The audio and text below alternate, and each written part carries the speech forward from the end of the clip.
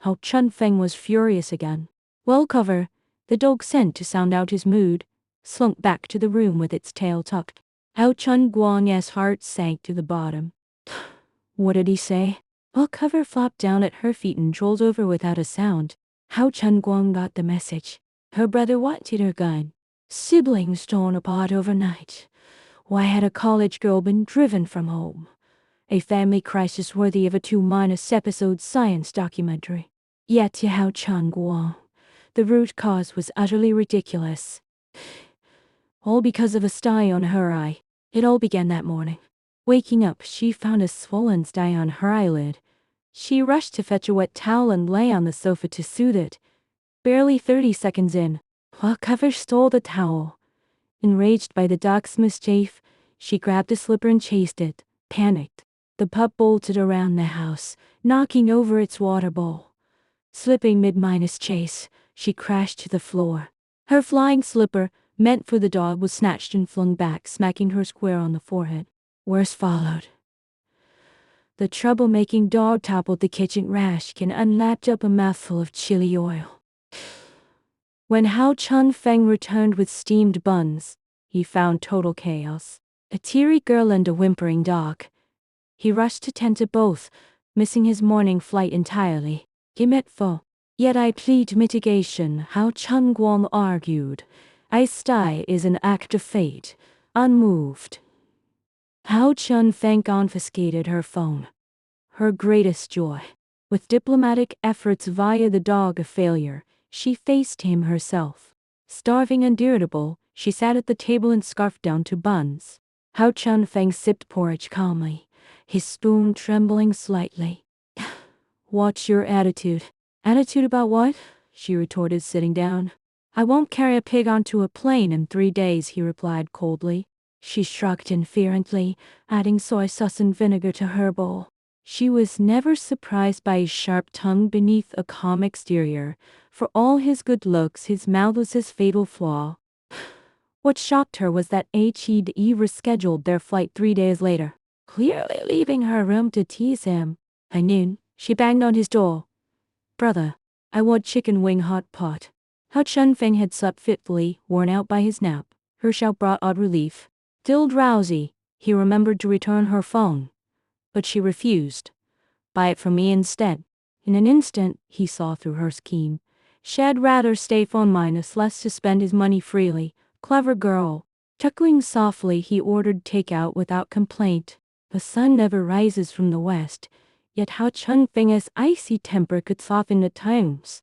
Knowing this well, she added quickly, and borscht. A flicker of anger crossed his face. He reworked the order, only for her to add book first-class seats too. At last, he snapped, Hao Chunguang, know your limits. Hao Chunguang hated being called by her full name. The year she was born, the comedy Happy Spring Light and Pig Hero dominated TV, her father humming its off-key theme song non-stop. Driven to frustration, her mother closed the dictionary. Name her Chunguang. Delighted. Her father agreed. Chunfeng and Chunguang, spring breeze caressing the face, bright spring scenery, a perfect blessing. Yet she disliked her name. The 2 characters, though vibrant, felt overly masculine and rugged. Plump and sturdy as a child, she earned the cruel traveler little Gaskin in kindergarten. Taunted daily by naughty classmates, she learned to fight. Sharp-stunned and quick to snap, fighting alone until Meng Yiqing arrived. Quiet and gentle, Meng Yiqing bore a name forged from love. Yichang, in memory of his late mother Yunchang. Hd spent years explaining its meaning, until he met a chubby little girl named Hao Chunguang, who handed him a lollipop on their first meeting. Bright spring light is but a fleeting dream, he told her softly. I'm Meng Yiqing. I'm Patty, but you're bright and fearless. In that moment, she understood she was the vibrant spring light, not a silly gas can. What does vibrant mean? She asked, trailing home after him. Though only a year older, he smiled patiently. It's praise. A word only you deserve. A light drizzle fell. He left her his umbrella, rushing to his father's blue raincoat. Waving warmly, See you tomorrow, Chun Guang. From then on, she vowed to leave her brother and be best friends with Meng Yiqing. Word soon spread, and 8-year-Seoul how Chun Feng stormed over. Dressed in a stiff suit on a sweltering June day. He stood rigid on the pavement, cold and unyielding. Aren't you hot? She asked softly. Irrelevant. His gaze locked on the nervous Meng Yiqing. You, come with me? He nodded toward narrow alley. I'm coming too, she insisted. No. He bought her an ice cream. Sit here, finish it before moving. Grumbling, she sat and ate hastily, fearing he'd bully her friend. To her utter shock, the two boys emerged minutes later, arms slung over each other like old friends. 13 years later, the small shop had become a supermarket, but the memory still made her think her brother had been ridiculous. Lost in thought, she felt a sharp stare. Are you insulting me in your head? Not at all, she replied calmly, handing him her basket. Pay the bill. The 3 extra days passed swiftly. Before their flight, she planned gifts for Meng Yiqing, whom she saw only once a year. I don't mind sunscreen gifts. How Chun Feng sighed. But this 1288 yuan premium ginseng gift box. Explain? Long elder brother acts as father, she retorted. Mom and Dad said you must look after me and well cover. Her parents had moved to Xiamen after her college entrance exams, drawn by the sea's sunshine, and their old friend Meng Qingshan, Yun Chang's widowed husband. A abandoned northeast life, forgetting their 2 children yet sending 2 years of living expenses in advance. She picked up a hair clip. How's this? San Wukong's golden headband. Sunglasses next. And these. Hey pig with scallions in its nose. Plain hair ties. These. Little Nez, huh? Fuming. She never expected to become a real hero mid-minus flight. A passenger suddenly collapsed. As a medical student, she volunteered instantly. Yet panic overwhelmed her. Her rescue was half success, half failure. She revived the stranger, only to faint afterward from hyperventilation and respiratory alkalosis. Collapsing, she raised her trembling claw-minus like hand to Hao Chunfeng. Slurring brother, him numb all over. She woke in the hospital to a scolding. Short-tongued as ever, his jab that shed wasted her education stung. What's that supposed to mean? She glared. Say hyperventilation plainly. He snapped. Why claim you were numb? You scared me half to death. Medical jargon is hard for laymen, she huffed. Can't you see how serious I was? He looked away awkwardly, then softened. Are you hungry? He kinged up. Their flight had diverted to Beijing Capital Airport. Instead of duck, he returned with grilled cold noodles. I did a good deed, she protested. You also needed an ambulance, CTM.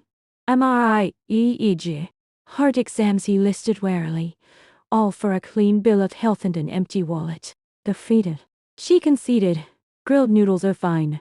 Add sausage, egg, fish cake, and spicy strips.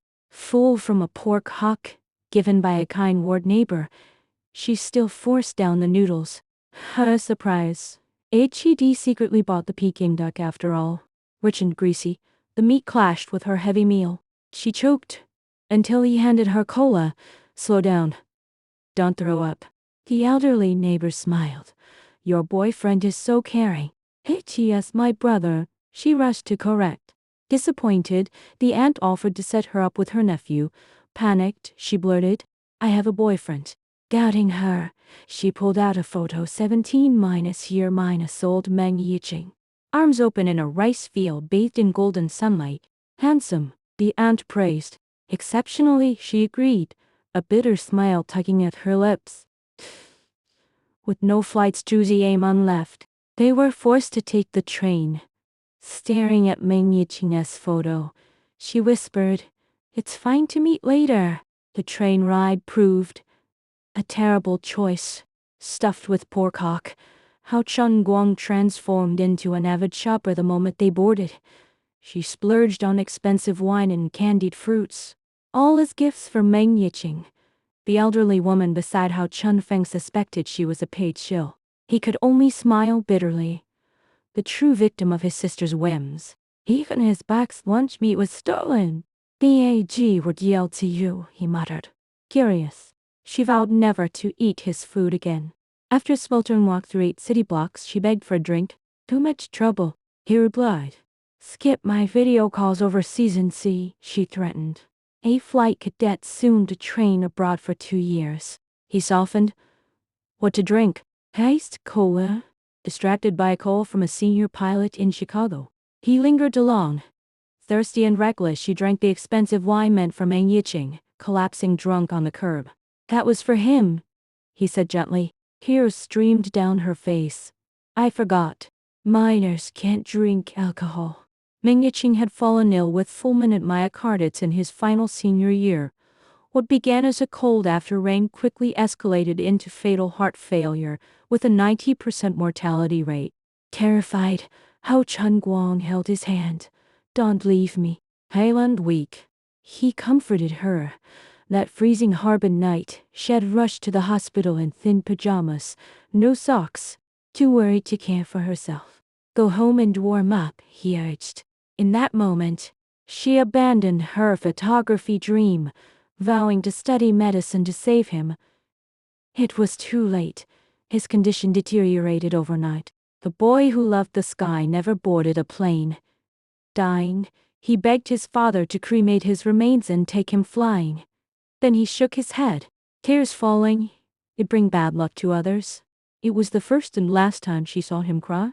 Crushed by grief, she traveled 3,000 kilometers south to Xiamen with her family.